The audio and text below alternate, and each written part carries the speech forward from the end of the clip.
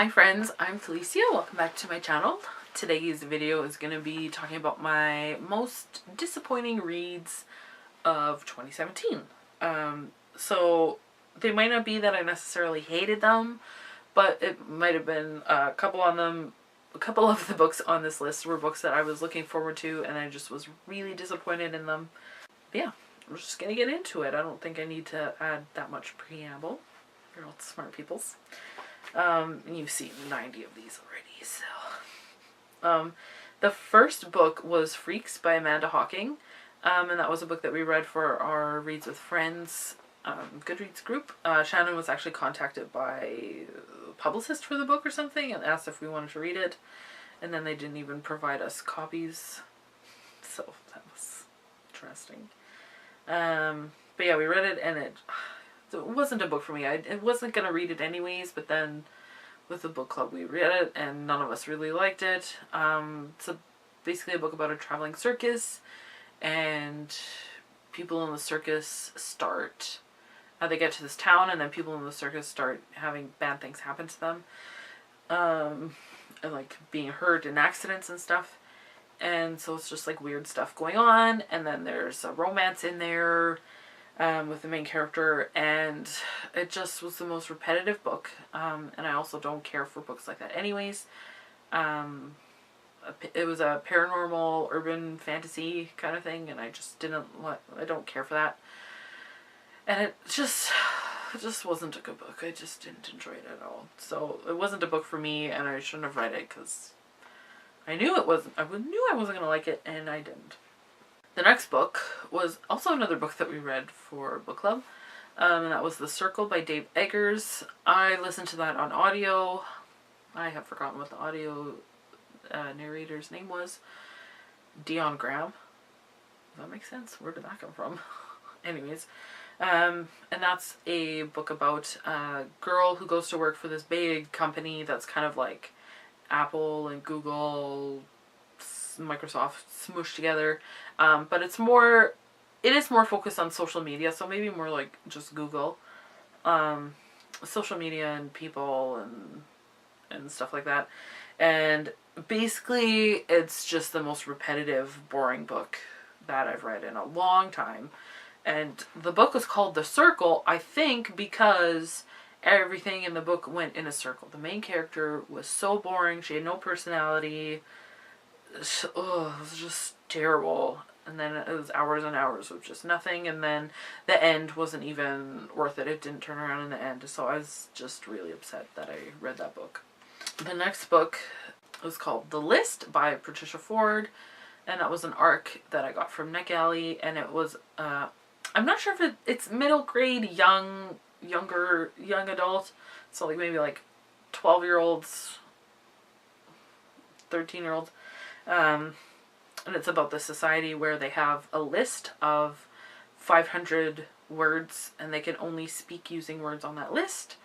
And basically our main character, she's the word keeper. I forgot what they call her, but she's the apprentice to the person that keeps all of the words that are not in use. And like people, if they are in a specific trade where they need more words, they can use them. Like it's strange. The writing method with the story that it was trying to tell wasn't very effective. Just a few weeks previously I had read LMNOP by Mark Dunn, which was a very similar idea, and that one, LMNOP, was executed so well. So The List was very disappointing. The story she was trying to tell was not very...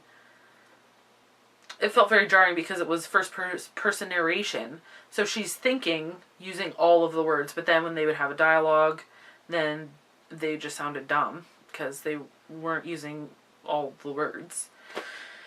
They could only use the words they were allowed to use, and it was just not well. And then by the time it got to the end, like everything was really obvious what was happening, and I didn't enjoy it. I think maybe it was mostly because I had read such a good book with a very similar theme so close to this one. Yeah, and I'm not saying like it's a bad book, it just didn't do anything for me. I didn't enjoy it. The next book on my list is The Devil Wears Prada by Lauren Weinberger? What's her name? I forgot already. And I had actually read that book before, but I decided to listen to it on audio, and it was just not good, and not a good book. Like, the character, I hated the main character. She's terrible. And it's so funny because the movie is one of my favorite movies. I love it. I watch it all the time. And so, like, I think everything that I hated about the character in the book, they fixed in the movie. So, like, I would say just don't ever read that book and just watch the movie, because it's such a good movie. Like, Meryl Streep and Anne Hathaway and Emily Blunt and Stanley Tucci are all in it, so, like, how can you go wrong? The next book on my list is another one that I read as an arc from Nick Ellie, and that is The Space Between the Stars by Anne Corlett. And I requested that one because I'd heard a few people talk about it as anticipated books, and it sounded very interesting. It sounded kind of similar to Station 11 in the fact that it's the main character. She there is a plague or a virus that wipes out like 95% of humanity or something. And it's a sci-fi. They're all like spread out on different worlds. It's not just on Earth.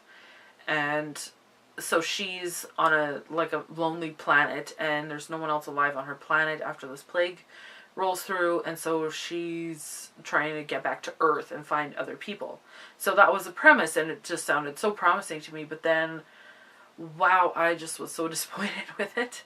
I felt like the writing was very weak. Our main character just felt like a stereotype, and the thing that just really grinded my gears was that there were people in the book, two characters that were supposed to be Christians, or something similar, and they were just both portrayed so horribly. They were both so unlikable, and even other things that the other characters were talking about, the main character and her thoughts, it just really showed that I don't think Anne Corlett has a very high opinion of people with religious beliefs. And so that just totally rubbed me the wrong way. So, like, I just had such high expectations for that book, and it just let me down so much. Yeah, that's all I have to say about that one, I guess. The next book was also similar, and that was The End We Start From by Megan Hunter, and that was also another arc that I requested from Nick Alley. Also sounded similar, kind of with themes to Station 11. Like, do you sense a theme that I just really want to find books like Station 11? If you compare it to that, I want to read it regardless of if it's got good reviews or not. Like, I just feel compelled to read it. But yeah, The End We Start From, and it features a woman, the main character, has a baby, and there's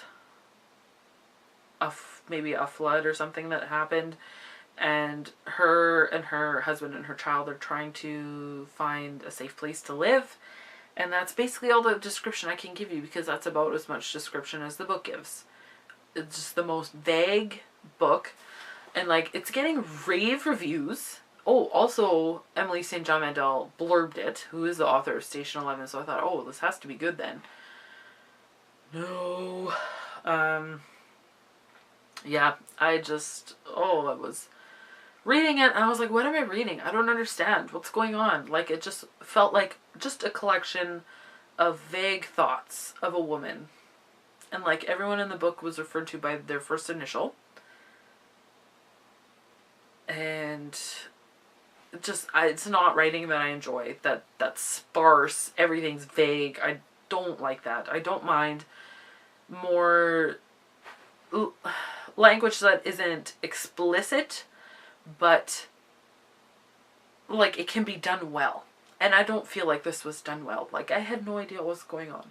So yeah, I didn't enjoy that. And then the last book on my list is Many Waters by Madeleine L'Engle. Now, I don't know what order I'm going to be posting this. If I'm going to post this before my worst books or my best books, or this is going to be after. I don't know. But one of my favorite books that I read last year was A Wrinkle in Time by Madeleine L'Engle. And I had never read it before, and I absolutely loved it. So then I decided to listen to the rest of the books on audio, and there are 5 books in the series, I think, depending on what's going on. But yeah, 5. Anyways, I got up to book 4, and like book 1 was amazing. Book 4, I was just really disappointed because it just was so different from the first one.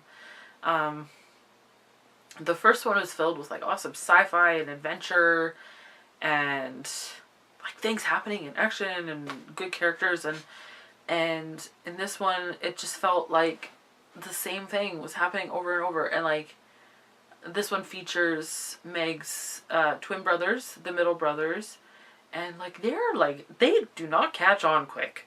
Like they're supposed to have brilliant parents and brilliant siblings, and they just are kind of down. So I just found it so frustrating to read, and I decided not to read the last book because I was just like, no, I'm out. Nope. But yeah, I just found it just was a letdown from such a good book to what is this even? Yeah, so those are my most disappointing, least favorite books that I read this year. Then also as a bonus, the worst book to movie adaptation that I watched was The Prisoner of Azkaban, which would be book number 3 in the Harry Potter series. And movie number 3 in the movie series. Anyways, I had read the book and I thought it was good. So far, it's my favorite book out of the 3 that I've read, out of the 7. Anyways, like I thought the book was great, and then we get to this movie and they left out so much, and it was so confusing, and the plot just felt like it was like, what are you doing? Like I know that books and movies, you have to change the movie from the book a bit because movies have different flow and you have less time to tell the story and whatever. That's fine. But this, like, they left out so much stuff that was so confusing. Like, the movie just became so confusing, and it was just like, I cannot believe that they left, like, this out, and this out, and this out, and, like, if they put this in, that would explain why this is happening, and, like, it was just stupid. And, like, I watched it with my husband. He hasn't read the books, but, so I asked him after, when we were done watching the movie, I was like, did that make sense to you? Why that happened? And he was like, no, not really. And then I was like, well, in the book, this and this and this happened. And he was like, yeah, that makes sense. So, I was just so frustrated the whole time. I was like, you guys, you just totally botched this. No offense to you if that's your favorite movie out of the series or something. But I was frustrated because it was my favorite book up to this point, and the movie was just such a letdown. So, that's my rant on that. Anyways, so, yeah, so that's all that I have for this video. If you have thoughts, leave them down below, and like, be nice. Like, maybe one of these books that I talked about or this movie are your favorites, and that's fine. I'm not saying that anything negative about people that like them. I just found them so disappointing because I had different expectations of them. So, yeah. Although, freaks, that's just, if you like that, I'm sorry. But I genuinely did not think that was a good book. But anyways, yeah. So that's all I have for today. So thank you very much for watching, and until next time, so long, and thanks for all the fish.